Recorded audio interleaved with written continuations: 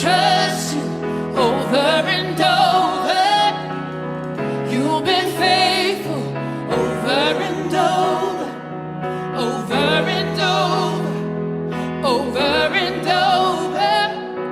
I want more of you.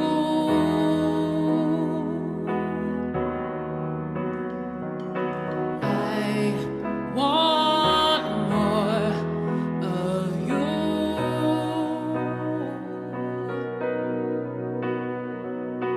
I want more of you.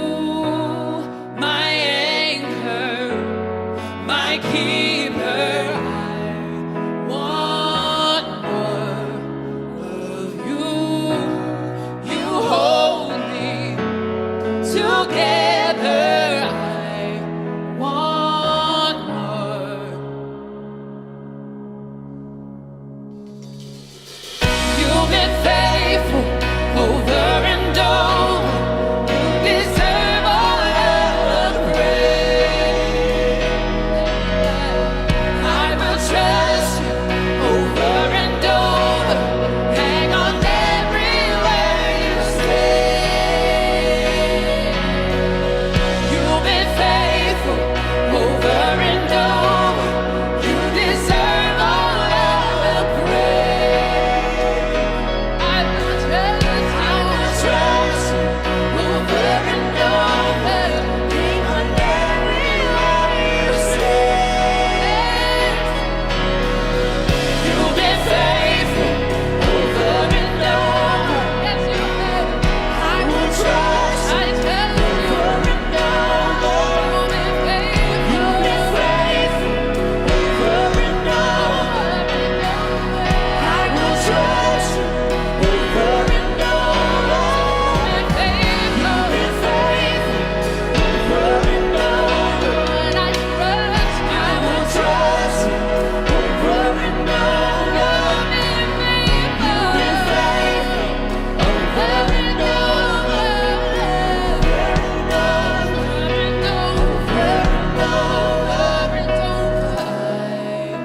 and over.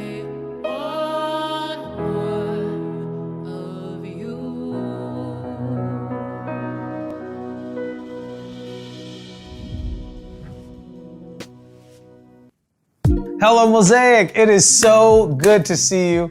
Man, welcome to church, and in fact, welcome to our home. Yes. My name is Joe, and I'm one of our pastors here, and this is my incredible wife. And I'm Beck, and it's so great to see you. This past week has been just incredible. The release of Pastor Erwin's book, The Genius of Jesus, just came out. I have it, I'm reading it every night, and I'm so excited for it. It is such a beautiful book, and I know that it will change so many people's lives. So make sure you get your copy by going to thegeniusofjesus.com, and then make sure you get it for your friends, your colleagues, your family, your parents, because I know if we can get it into their hands, that it will be such an impactful conversation for them. And another way that you can get connected to the book and everything that's happening around it is that we are actually looking for people who want to host a book club all around the world. So if that's you right now and you want to open up your home, you want to invite friends, family, neighbors over, maybe you're at work and you want to do it during your lunch break, there is an opportunity for everyone to host a book club and be a part of the conversation around the genius of Jesus. So if that's you and you're like, I would love to do this, then you can go to mosaic.org/bookclubs and you can sign up to be one of our hosts. I'm hosting a book club with some friends of mine who are business professionals, and you're hosting one as well. I can't wait. And we just want to encourage you to join with us, because one of the things that happens when you open up a book club, when you host it with people in your life, is it could be the bridge between them coming to Jesus, them coming to church. And maybe they're not ready to step foot into an experience like this, but they are ready to say yes to diving into a book club together. And so I just want to encourage you to just invite friends, to open up your life. And if you want to be a book club host, we would love to help you in this process and give you all the tools you need to succeed. And then in connection with the book, Pastor Erwin has also released a brand new podcast called The Genius Of. And I've loved listening to these episodes where he's inviting friends of his and business leaders and entrepreneurs just to talk about their own genius and how we can learn from them and hopefully help unlock our own genius. And so I want to invite you to just listen to those episodes, subscribe to it, download it, wherever you get your podcast. Just be sure to go and check out The Genius Of, because it's such a great opportunity to continue this conversation wrapped around the book. And now I'd love to take a time to talk about why we love to give. In 1 Chronicles 29:19, it says, "And now see all these people doing the same, giving freely, willingly. What a joy." What I love about this verse is it's talking about how David is building a church, and then he starts to give freely and willingly. And because of that, it inspires his whole community, the city of and Israelites, to give as well. And he watches as everyone just keeps bringing their gifts and their offerings to the church. Just yesterday, I was in the office and a friend of ours was talking about how she really wanted something, but it wasn't in her means. And instantly, our good friend John Thomas literally passes her a gift card and says, "This is for you." She was so shocked. She was like, "What? What do you mean? Why?" Unplanned, spontaneous. And just that moment, I was like, well, if you're gonna give, I wanna give too. So I was like, I'm gonna Venmo you. Here's a gift, and go get that thing that you wanted. There was so much joy that I can't even explain that came inside of me in giving to my friend and watching as my friend gave as well, that it inspired something inside of me. And that's exactly what happened in this story, is that as one gave, it inspired other people to give as well. I wonder what would happen in your family, in your cities, if you gave generously, and what it would inspire other people to do the same thing. And that inside of that giving and that generosity, that what you get out in return is the joy of giving. I know God wants you to experience the joy in giving. So don't hold back. Give today knowing that on the other side of that gift is someone else's freedom and someone else's joy. Let's give together generously and freely. You can give by going to mosaic.org/give or give through the Mosaic app. In the last few weeks, it's been so incredible as we've been sharing with everyone across the world some conference talks that Pastor Erwin gave that we haven't shown in any other capacity. And it's been really beautiful just to see these messages that are timeless, that were shot years ago, but still have such power in this moment. And today I am so excited because this might be my favorite of all the conference talks that Pastor Erwin has given. And I know that God is going to speak to us so profoundly in this moment. And so take a lot of notes. Just open up your heart, open up your mind, be ready for all that God has for you, because this message could literally change your life. Hope you enjoy.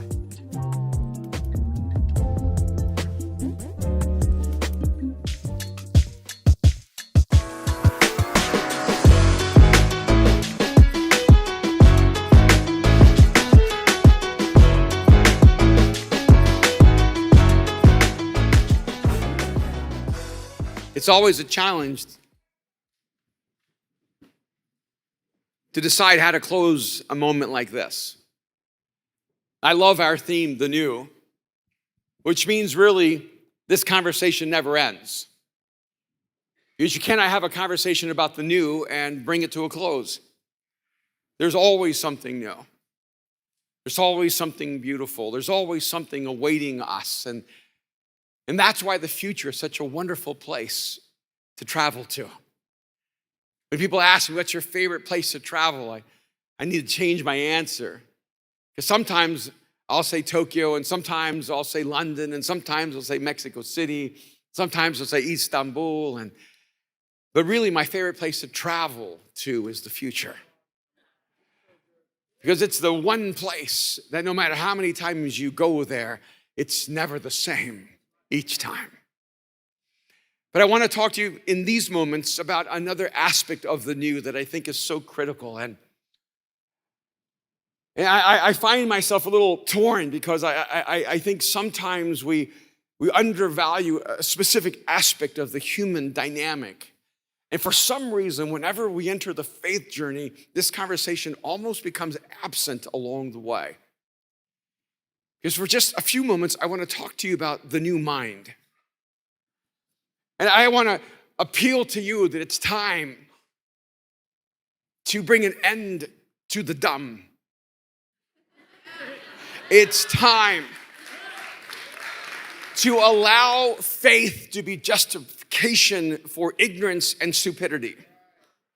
It's time for us to stop acting as if intelligence is not a gift from God, of God, by God, and a reflection of his image.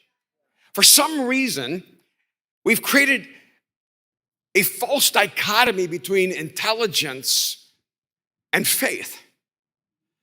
If you're going to have faith, you cannot use your intelligence, and certainly you could not depend on it.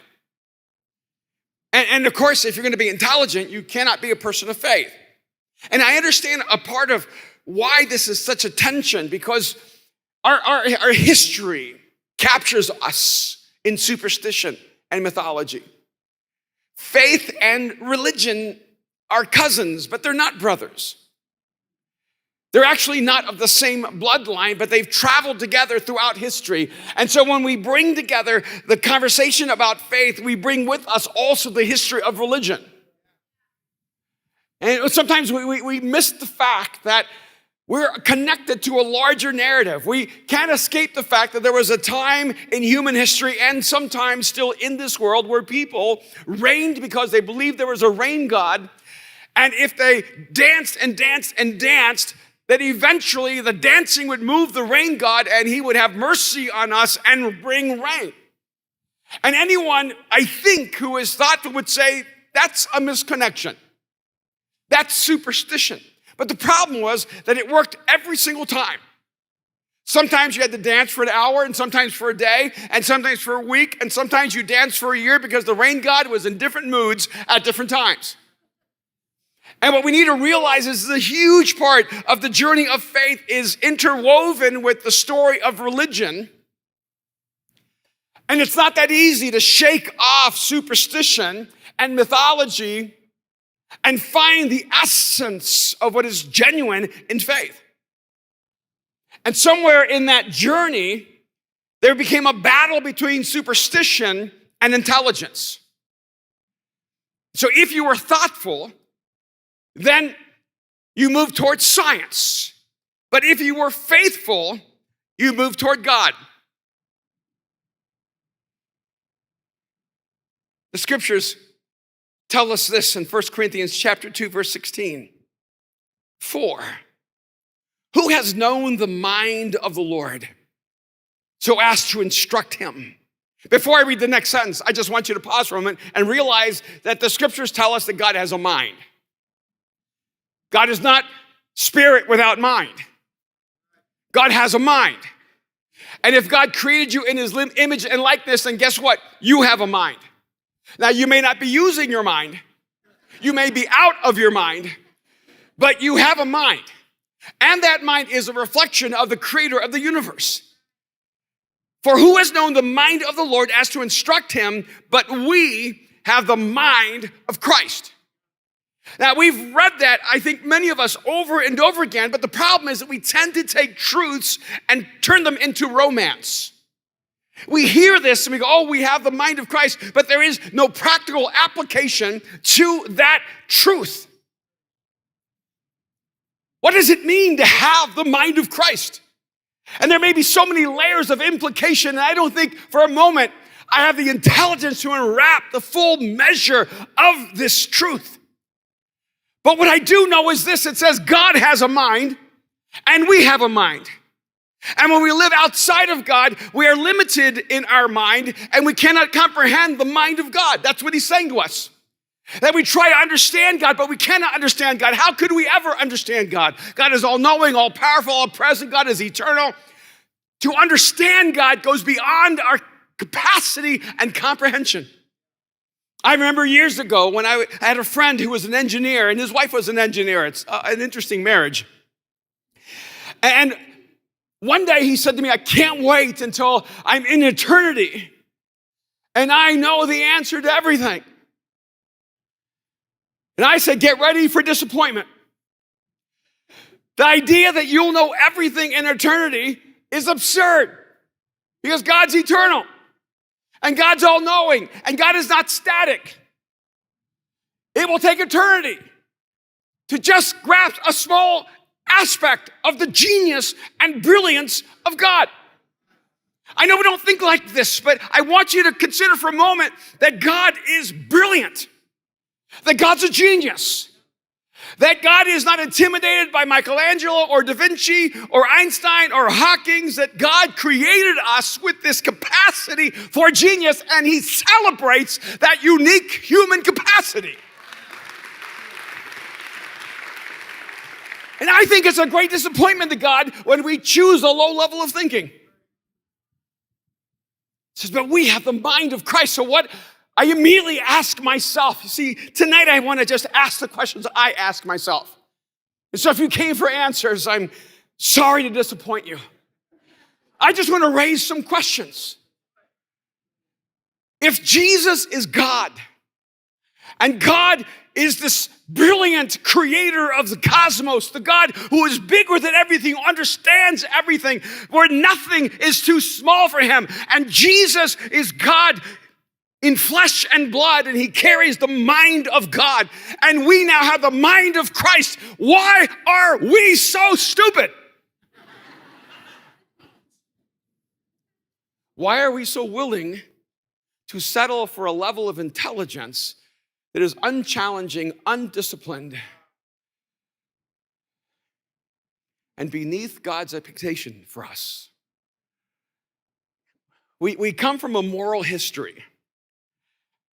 So we spend most of our time talking to each other about how to be more moral.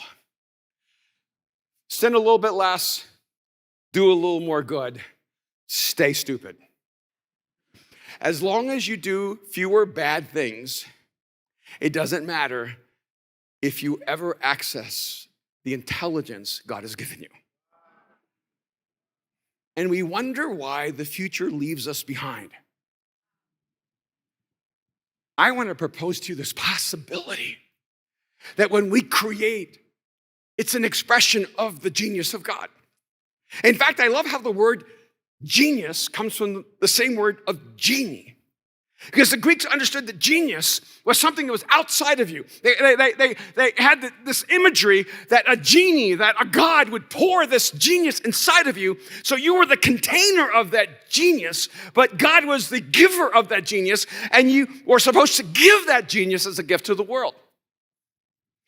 The Greeks were almost right. See, I do think genius is a form of genie. See, the genius inside of you is the gift of God to you, but not for you. Your genius is not for you. Your genius is for the world.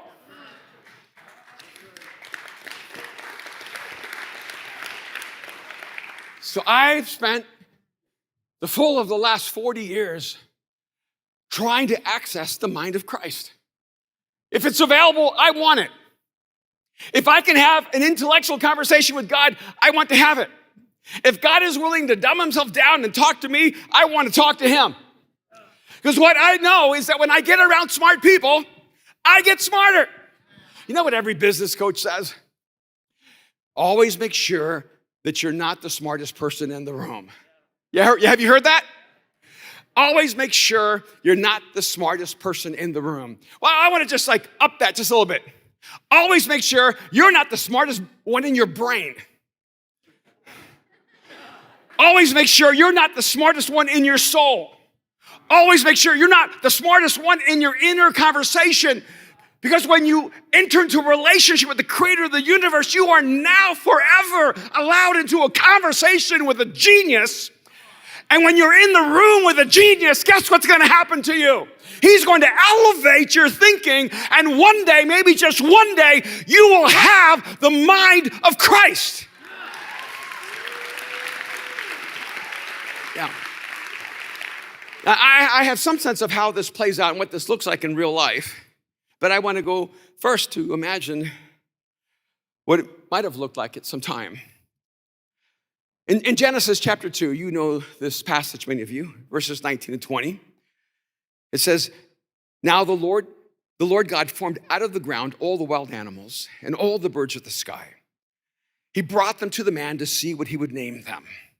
And whatever the man called each living creature, that was its name. So the man gave names to all the livestock, the birds in the sky, and all the wild animals. And the verse line says, but for Adam, no suitable helper was found. So before Eve was created out of the rib of man, God gave Adam a job, and he says that he brought in front of him all the creatures that have ever lived.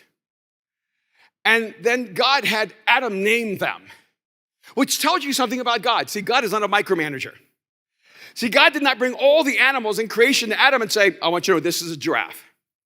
This is a gazelle. And it wasn't like Adam going, could I name one? No. Well, could I name this one? When you create one, you can name one. See, that would have been easy for God. But he didn't. God actually found pleasure in the creative challenge he was giving Adam, because he knew that Adam had the creative capacity for that creative challenge. So he brought all the animals on. If I start naming animals, I'm going to forget what I named them. And then on top of that, I might start repeating myself. And then I may just finally run out of names. Choosing multiple syllables like hippopotamus. He didn't even have a laptop. My iPhone has made me dumber. Do you realize, I was realizing this as I was coming out, that I don't even know my wife's telephone number. If I had to, if I was transported to a different time or space, and there were only phone booths, and I had to dial Kim's number, she would never hear from me again. The three people that are closest to me, Kim, Mariah, and Aaron, I do not know Mariah's number. I do not know Aaron's number. If I lose my iPhone, I lose my mind. But Adam named every single animal and remembered what he named every single animal and never ran out of creative capacity to keep naming animals. Like, bring me another one. I got another name. This is the capacity of humans before the fall. And it makes my mind reel. See, I want back what they lost. And that's just a starting point for me. I want back what they lost. And then I want to elevate from there. I want to have the kind of mind that has no limitation for my capacity to remember and to create.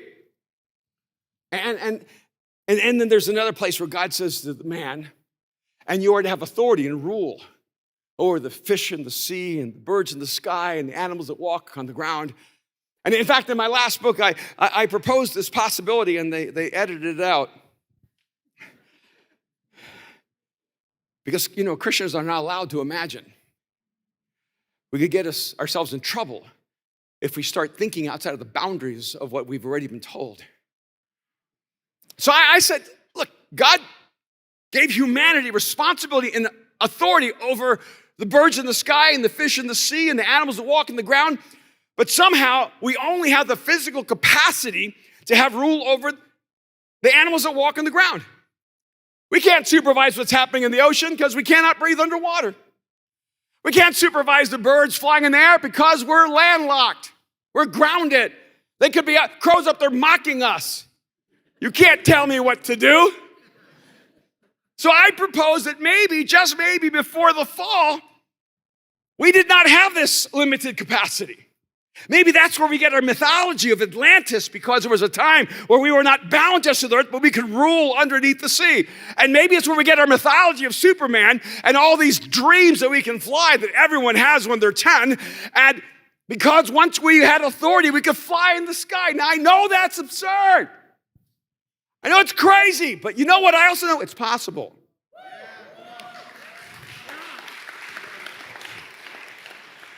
I think we need to stop being afraid of dreaming and imagining and going outside the boundaries of our own beliefs. and start asking big questions and going back even to the scriptures and saying, God, I want to think at a higher level. I want to see what you see. I want to have thoughts that are worthy of someone created in the image of God. Because somewhere along the way, we lost our minds. In Romans 12, verse 2, it says, do not conform to the pattern of this world, but be transformed by the renewing of your mind. Then you will be able to test and approve what God's will is, his good, perfect, and pleasing will. So he gives us a contrast. He says, do not be conformed to the pattern of this world, but be transformed by the renewing of your mind. So somehow our minds are not what they should be. And the process to moving toward the mind of Christ is a process of constant renewal. Be transformed by the renewing of our minds. I was trying to remember how many years ago it was. Maybe it was 8, 9 years ago. We were in New York as a family, and we were up in Eastchester and visiting some friends in the past. And Aaron and I had to leave early, so we took a taxi from this house to the train station in Eastchester. And when I got to the train station, I realized I forgot my wallet. But Aaron, it was this moment, and he said, don't worry, Dad, I got my wallet. I said, you sure? And he goes, yeah, I'll pay for it. You can get your wallet tomorrow. It's still at the house. And we checked, and it was there, and Kim didn't offer to bring it. So we had to think of plan B. And so we got on the train, and Aaron paid for it. He was, leading the way. And then we got to the train station in Central Station. Then we got out, and we got a cab, and but then we realized that Aaron didn't have his wallet anymore. He had left it, I think, on the train. And it was midnight in Manhattan. And it would be about, a little more than an hour walk to where we were going. And now I didn't have my wallet, and he didn't have his wallet. And in fact, we left it in the taxi that took us where we were, and we left it in there, I think it was, and he left too fast. And now we're stuck. And it's the middle of the night, and Aaron's like, I'm so mad. I cannot believe I left my wallet in that car. I had one job, Dad, to get us to the hotel, and he was just so mad at himself. You ever just been so mad at yourself you couldn't think? He was so upset. I said, let's just start walking. So we started walking through New York, and it took a long time. And I said, okay, buddy, how are we going to solve this? He goes, well, how can we solve it? We don't have any money. We don't have credit cards. We don't have anything. And I said, yeah, but we have friends. Let's make calls. And I said, how would you solve it? I said, what could we do? Because if you're trapped in the middle of a city and you don't have anything, how would you solve the problem? If I were not with you, what would you do? He goes, I don't know. I'm just so mad. I said, okay, here's the problem. You're really mad. And so what's happening, and so I use kind of an old school brain kind of paradigm, and I said, so you're activating your reptilian brain. Like the part of you that's a lizard is taking over because all you know how to do right now is be angry and mad. And it moves you to your lowest level of thinking. And right now what I need from you is I need your creative imagination. I need you to think about possibilities that you can't see. I want you to see solutions that are invisible to you right now. But right now you can't see them because you're in your lizard brain, your reptilian brain. And I need you to get into your higher consciousness to see all the possibilities. And he looked at it and he goes, is there really such a thing as a reptilian brain? Or are you just making it up?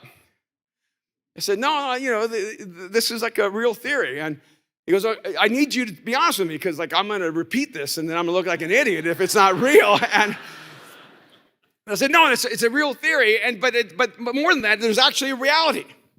I remember years ago, I was at TED and the speaker started talking about how fear has driven all of humanity's innovation. Now, I've been to so many TEDs and listened to so many speakers. Remember, as I'm listening to them, I'm thinking to myself, wow, that's completely wrong. See, just from my own personal experience, I know that when I'm driven by fear, I'm least creative. When I'm driven by fear, I'm paralyzed. When I'm driven by fear, I'm looking for a place to retreat and hide. I'm not looking to innovate and create. I'm not looking to press the boundaries when I'm afraid. I'm looking for a way to get myself in the room, lock the door, and hide. I think a lot of us are operating in whatever framework you want to use with your reptilian brain. Or if I could just put it in just more like everyday language, you are functioning from your stupid brain. not your spirit brain. That's your God-given genius. So God says, do not conform to the pattern of this world, but transformed by the renewing of your mind. So I just thought of a few places where we're conformed to a pattern rather than transformed and renewed to the new. When we deal with resources, you can see it. A person who's conformed to the patterns of the world sees life with scarcity. There's just not enough for everyone, so I gotta take, I gotta hold on to what I have because there's not enough. And you can see it every day. There are people who operate from the scarcity mentality, and so they consume and they do not create because they do not believe there's more. But when you move into the mind of Christ, you move from scarcity to abundance. You believe that life is filled with abundant possibilities, abundant opportunities, that there's always enough, not only for you, but for everyone else. And so you become generous because you don't have to hold on to things because there's always more. One of the great challenges I have in my life is IP. For 40 years, people have been stealing my intellectual property. And I've had people come to me and say, does it bother you when someone steals an idea? I said, no, it actually makes me sad for them. Because if you have an endless number of ideas, you don't need to steal an idea. When you steal an idea, it's because you have a scarcity mentality. You don't believe that God can give you an idea that's worth living for. You're not an elephant giving birth to one baby painfully. You need to be more like a turtle. Instead of having lots of babies, don't worry about them. Just cover a little sand and go. Because if you have an endless amount of ideas, God's going to give birth to one of those, and that's going to become your future. And if you have an endless amount of ideas, you can give ideas away. I had this man come to me, and he said, I have this idea. I think it's going to change the world. I said, that's awesome. And I want to share it with you and get your thoughts. I said, happy to. He goes, except you can't tell anyone. I said, okay. And he goes, and you can't ever act on it. I said, no. He goes, why? Why would no? Because I might already have that idea, so if I act on it, you'll think I stole it. And secondly, you care more about you than you care about the idea. See, because if you have a great idea and the world needs it and it will change the world, you want to get that idea out there because if it's not you, somebody should do it. You should live your life for something that is so important. If it's not you, it should be someone. We have a shift in resources from scarcity to abundance, from our relation to the future. Everyone has a spiritual relationship to the future, even if they're an atheist. And one of the beautiful things about it is that you can see it almost from the negative better from the positive. Because every human being struggles with fear. And fear is a negative projection of the future. You're really not afraid of what's happening right now. You're afraid of what might happen right now. And what's interesting to me is that it's easier to activate the dark side of faith, which is fear. And so your relationship to the future may be a conflict. You need to move from fear to hope. And that's what faith actually does. It shifts your relationship to the future. And that's what a higher level of thinking is. And that's why you can be in a room with one person, they say, we don't have enough. And another person says, we have so much. Honey, do you remember when we started our organization in Dallas and I called it Global Impact? We're in a borrowed house in a living room with one of those old computers that barely worked. And Kim saw me starting my company, Global Impact. She goes, Global Impact? We're in a borrowed house, you're in a living room with a used computer. Global impact? I said, it sounds better than local influence. And in that first meeting, I met with all these leaders and I told them everything we were gonna do. And one of them said, how much money do you have? I said, none, so I have an unlimited budget. See, if you engage the future with your higher mind, then you'll always face the future with hope. But when it's your lower mind, it's just with fear. There's a lower and higher mind in relationships. The lower mind is me, the higher mind is us. When you live your life and you think every relationship is supposed to be about you. When people say, I can't find any friends, what you actually mean is you can't find anyone who will be completely about you. Because you can always find someone who needs you. You may not be able to find someone who wants to meet all your needs. And that's the difference. See, if you spend your life being a friend, you will always have friends. But your lower thinking is relationships are about me, and higher thinking is the relationship is about us. We have a lower mind about life, whether it's entitlement, and the higher mind is entrustment. See, when we have a lower mind, our life is about entitlement. I deserve this. I deserve this. Someone needs to make this right. Do you live your life constantly offended? That's your lower mind. That's the pattern you're conforming to, because it's easy to live an entitled life. But if you want to raise your thinking, you have to begin to think of entrustment. I don't deserve anything. Everything has been entrusted to me. And I have a stewardship to do something with it. Just a couple of more. Lower mind, a relationship to failure, and higher mind. Lower mind sees failure and they blame. And the higher mind sees failure and you take ownership. You can hear it in a person's language. When you have a lower mind, it's always someone else's fault. Some of you have just got to let it go. We've been blaming our parents all of our lives for things they did because they're humans. And you were not a great child.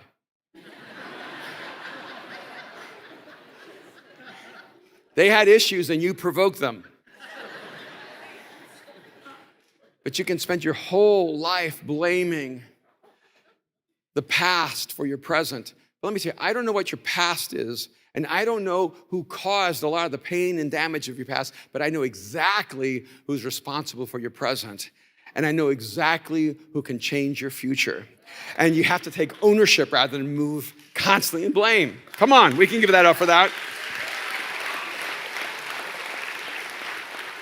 And just one other lower mind, higher mind about God. A lower mind is always trying to test God. And a higher mind trusts God. If you spend your whole life saying, God, if you do this, I'll do this. Or God, if you'll do this, I'll believe in you. Or God, if you show up. You're talking to God as if he's a lizard. But God is a higher level thinker. God is a God of relationship, and he's trying to elevate your thinking so that you can have a conversation with him that will actually change who you are. This is one little verse that I love in Luke 24:45. Just listen to this. This is after Jesus was crucified, after he was buried, after he was raised from the dead. Now he's walking down this road of Emmaus. They don't recognize him. I'm not really sure how that worked out. In fact, this is the one time I know Jesus took on an acting role, because it says that when Jesus was walking with them and they got close to Jerusalem, he acted like he's going to keep on going, but he wasn't. And they said, oh, would you stay with us? He goes, okay, I'll stay. And then it says this.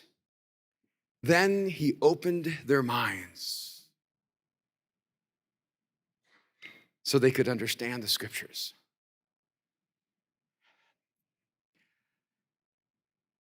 This is the one thing that has confounded me for the last 40 years. So I know how I started. I know what it feels like to be a straight D student from 1st to 12th grade. I know what it's like to be sent to a psychiatrist because you look like you're damaged. I know what it's like to wonder because people told you were retarded. I know what it's like to be put in my own portable because when I passed the test, they were sure I cheated. I know what it's like to feel as if somehow you were given the wrong hand in life. You know, a lot of people, they have such aspirations. Some people want to be the fastest people in the world. Some want to jump higher than others. Some people want to be the strongest person in the world. But I had one overwhelming fear growing up. I thought, there are people who can have thoughts I cannot have. And it would just pain me. I would be agonized by the fact that my mind was so small that I could never access the thoughts of the brilliant minds of the world.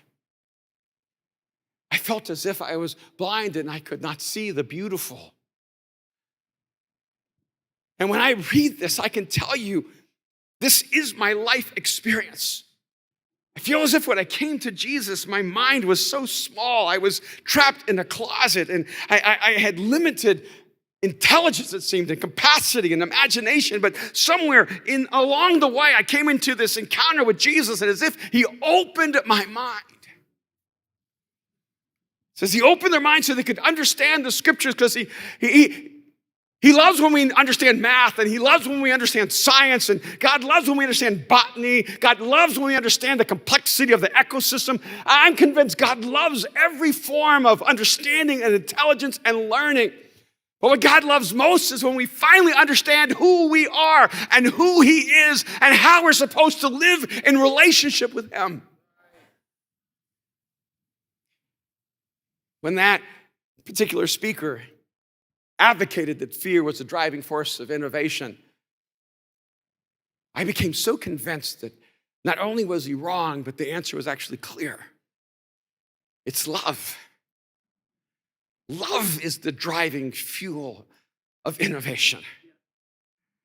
It's love that is the highest mind. Empathy is the highest form of intelligence. I love what Paul says in 2 Corinthians 5:13. If we are out of our mind, as some say, it is for God. If we are in our right mind, it is for you. Maybe that's my life verse. See, when me and God are talking, you would not feel comfortable there. I am out of my mind.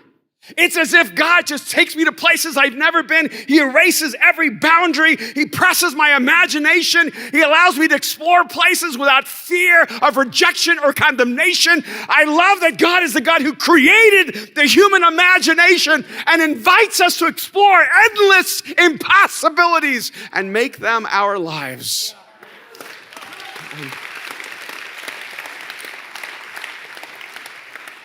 And the church has been way too focused on making sure everyone's right. Early on in some of my research, I saw this study that said that 95% of humans are born with divergent thinking. That means 95% of humans, from the moment of their birth, from the moment they begin to engage the outer world, have this capacity to be divergent in their thinking, to think uniquely, to think beautifully, to think in a complex and creative way, that there's a natural genius inside of every human being. And the same study found that by the age of 12, only 5% of humans still had the capacity to think in divergent ways. So you've been raised and told, color inside the lines. And we didn't know we should go, why? Why should I color inside? I'm going to color outside of the lines. I'm going to color through the lines. I'm going to create my own lines. We need to stop giving children structures where they learn to conform within them and give them blank pages and say, you were created to create.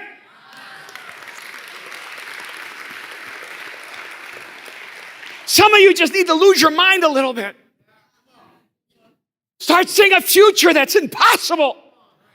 You need to lose your mind, start believing in a you that no one else can see. You need to go a little bit out of your mind and stop settling for safety and comfort and security.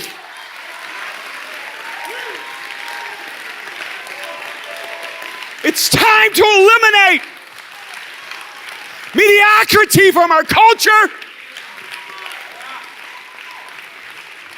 Why is it that we hope we get spiritual gifts, but we never hope we become intelligent? Maybe that's why we use them so foolishly. Why is it that we think belief abdicates us from thought?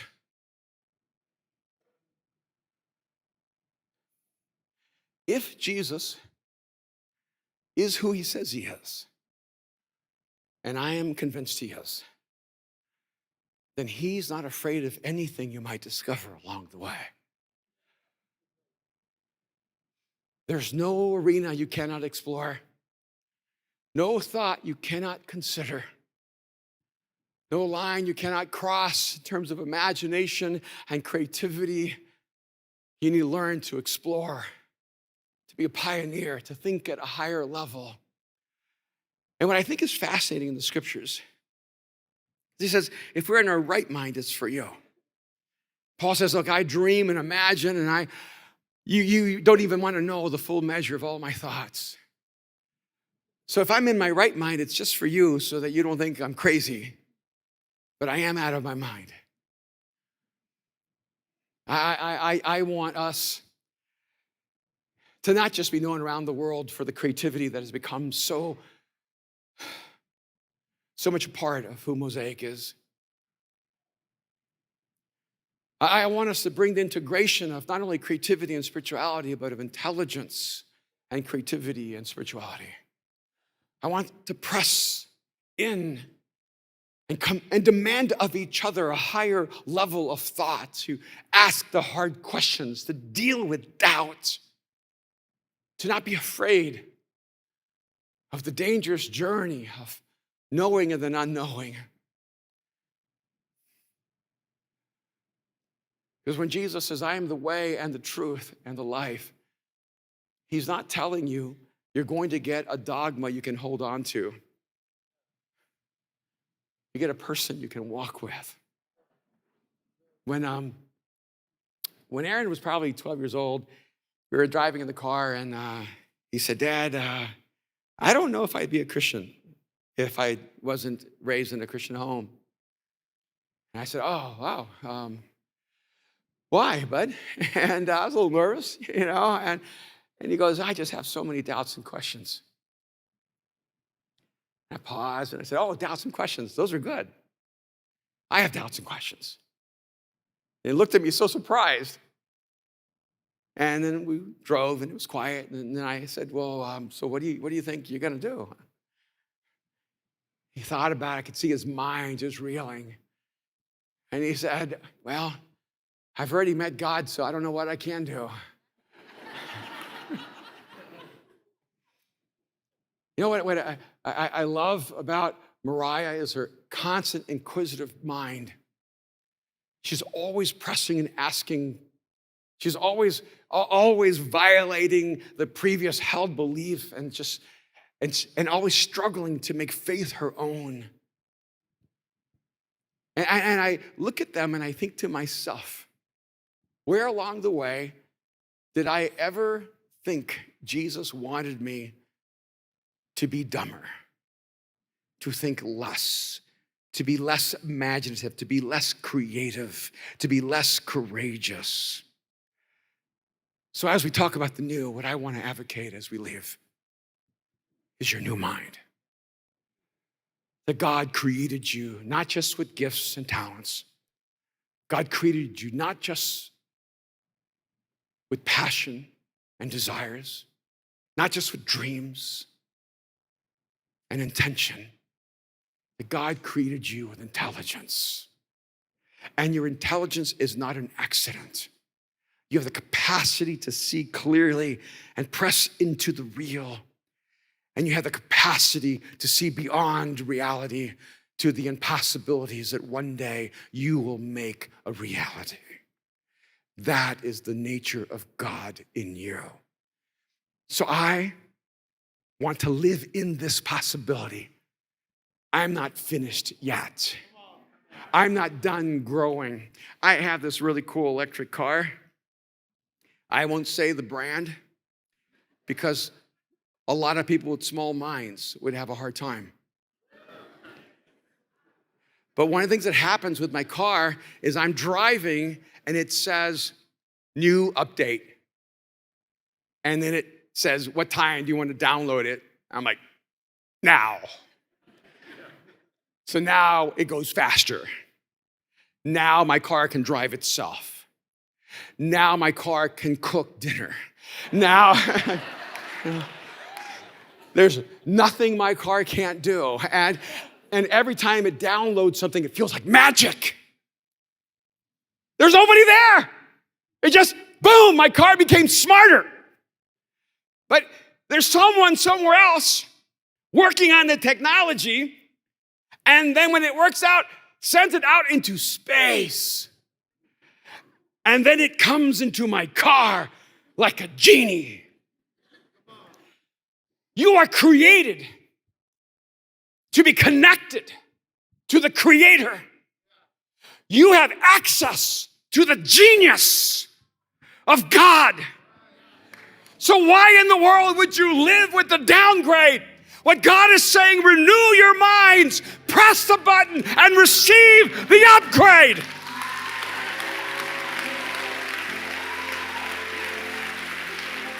Let's raise a generation of the brightest minds in the world. Let's ask the hard questions. Don't ever be thrown off by someone's hard question about God or faith or scripture. You should have asked that question. If you haven't asked that question, you have not thought deeply enough. Don't accept the faith that you've just borrowed from someone else's orthodoxy. Dive deep into the scriptures and let Jesus open your mind to hear what only God can speak.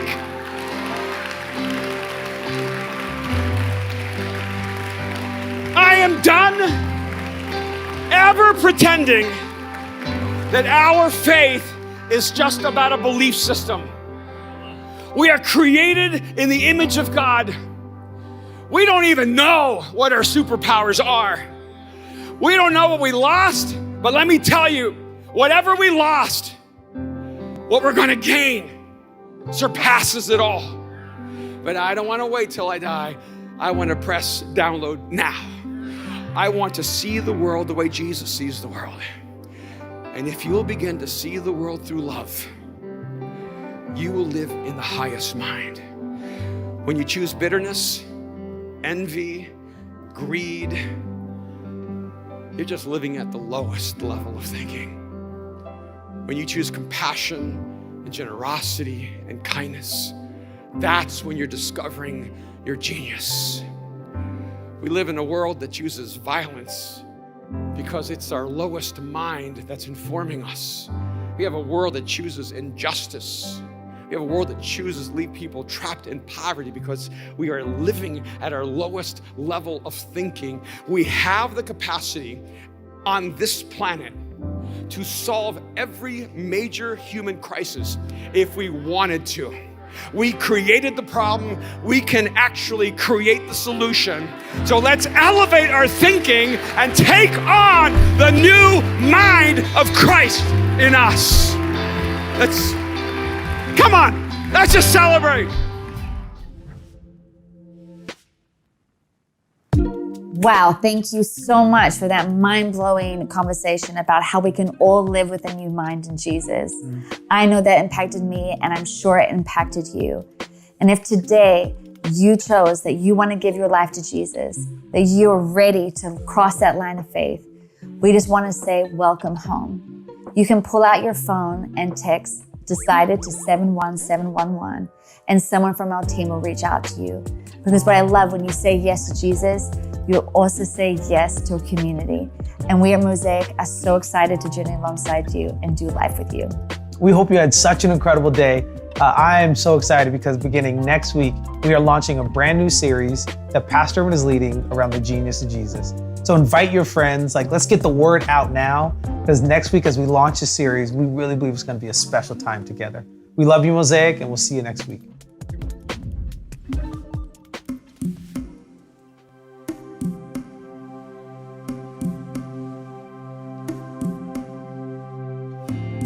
I call on you. You promise to show up each time that I do, so proof that it's true. I look at you, your beauty and kindness, I cannot refuse. No, I can't refuse. I can't refuse.